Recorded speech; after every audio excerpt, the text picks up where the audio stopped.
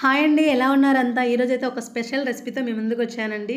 Fish dum biryani. ఇది ఎలా చేయాలో చూపిస్తాను చూడండి. దానికోసం ఇలా ఫిష్ పీసెస్ని నీట్గా వాష్ చేసుకున్నాక దానికి లెమన్ జ్యూస్ యాడ్ చేయాలండి. పసుపు, కారం, ధనియాల పొడి, జీలకర్ర పొడి, అదేవిధంగా salt, 2 table spoons cornflour, small food colour add చేశానండి, రెడ్ ఫుడ్ కలర్. బాగా మిక్స్ చేసిన తర్వాత మనం ఈ పీసెస్ అన్నింటికి కూడా ఆల్రెడీ లెమన్ జ్యూస్ పట్టించాం కదండి.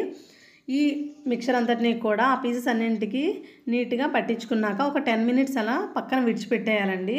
వాటిని పక్కన విడిచిపెట్టిన తర్వాత మనం ఒక హాఫ్ అన్ అవర్ లేదా 1 అవర్ డీప్ ఫ్రీజ్లో పెట్టుకోవాలి. లేదు మనం ఇలా ప్రిపేర్ చేయాలనుకుంటే ముందు రోజైనా సరే మనం వీటన్నింటినీ కూడా ఆ మసాలా అంతా పట్టించుకున్న తర్వాత డీప్ ఫ్రీజ్లో పెట్టుకోవాలండి. నేను ముందు రోజే ప్రిపేర్ చేసి పెట్టుకున్నాను.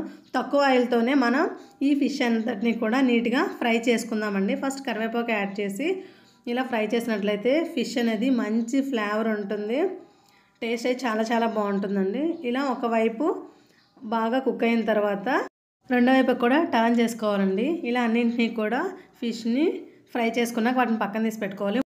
1 అవర్ ముందుగా చూడండి ఈ గసగసాలు, జీడిపప్పును కూడా నానబెట్టుకొని ఇలా పేస్ట్ చేసుకున్నాను. అదేవిధంగా ఒక 2 టమాటాస్ని కూడా ప్యూరీలా చేసుకోవాలండి. చూడండి ఒకవైపు ఫిష్ అంతా కూడా ఫ్రై అయిపోయింది. వాటిని పక్కన తీసి పెట్టుకున్నాక ఒక బాండీ అనేది అడుగు దలసరిగా ఉండేది తీసుకోండి. తీసుకున్నాక ఆయిల్ యాడ్ చేసుకొని గరం మసాలా అంతటిని కూడా యాడ్ చేసుకోవాలండి.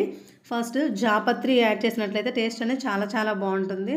ఇలా జీడిపప్పు, అదేవిధంగా ఆనియన్స్ సన్నగా కట్ చేసి వాటిని వేయించుకొని ఒక 70% వరకు ఆనియన్స్ అవి మగ్గిన తర్వాత చూడండి మనం ముందుగా చేసి పెట్టుకున్నాం కదండి జీడిపప్పు, గసగసాల మిక్చర్ అంతటిని కూడా వేసుకొని బాగా వేయించుకోవాలండి. నెక్స్ట్ అల్లం వెల్లుల్లి పేస్ట్ కూడా యాడ్ చేసుకుంటున్నాం. వీటంతా బాగా ఫ్రై అయిన తర్వాత టమాటీ ప్యూరీ కూడా యాడ్ చేసుకోవాలండి. పచ్చివాసన పోయినంత వరకు కూడా బాగా మనమైతే మిక్స్ చేసుకోవాలి. అదేవిధంగా ధనియాల పొడి యాడ్ చేసుకోవాలండి.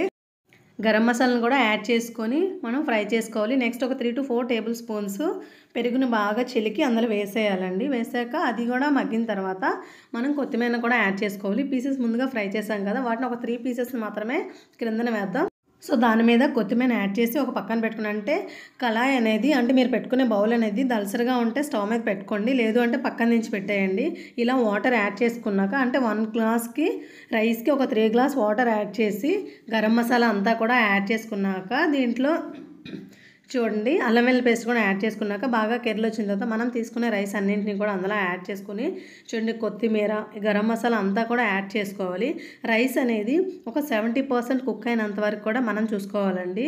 చూడండి అలా 70% కుక్ అయిన తర్వాత ఇలా విరిచినట్లయితే కొంచెం బియ్యంలాగే పలుకులా తగులుతుందండి. అప్పుడు ఆ స్టేజ్లోనే మనం పక్కన పెట్టుకున్న దాన్ని కళాయిని తీసి స్టవ్ మీద సిమ్లో పెట్టుకోండి. దాని మీద ఈ రైస్ అంతటిని కూడా పొరలుగా యాడ్ చేయాలండి.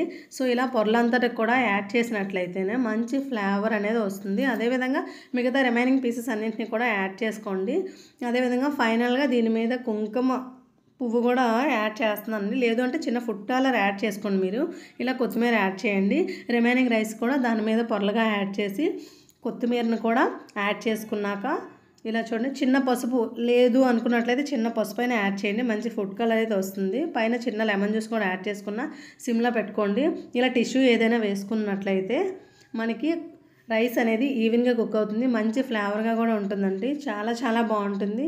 ఈ విధంగా ఎవరైనా ట్రై చేసినట్లయితే ఖచ్చితంగా ఇంకెప్పుడు నార్మల్ బిర్యానీ తినరండి. ఎప్పుడైనా సరే దమ్ బిర్యానీ, చికెన్ అయినా ఫిష్ అయినా దమ్ బిర్యానీనే ఇష్టపడతారు. సో రెడీ అయిపోయినట్లేనండి. ఇప్పుడు మనం అవి కింద పీసెస్ కూడా పైన రావడం కోసం నేనైతే వేరే బౌల్లోకి వాటిని అంతటినీ కూడా వంపేస్తున్నానండి. చాలా అయితే బాగుంది. చూడండి చూస్తుంటేనే నోరు ఊరిపోతుంది. సో తప్పకుండా మీరు ఇంటి దగ్గర అయితే ట్రై చేయండి. ట్రై చేసి ఎలా వచ్చిందో కూడా మీ ఫీడ్బ్యాక్ నాకు తెలియచేయండి. మీకు కనుక నా వీడియోస్ నచ్చినట్లయితే ప్లీజ్ డూ సబ్స్క్రైబ్ చేయండి, లైక్ చేయండి, షేర్ చేయండి. Thank you for watching.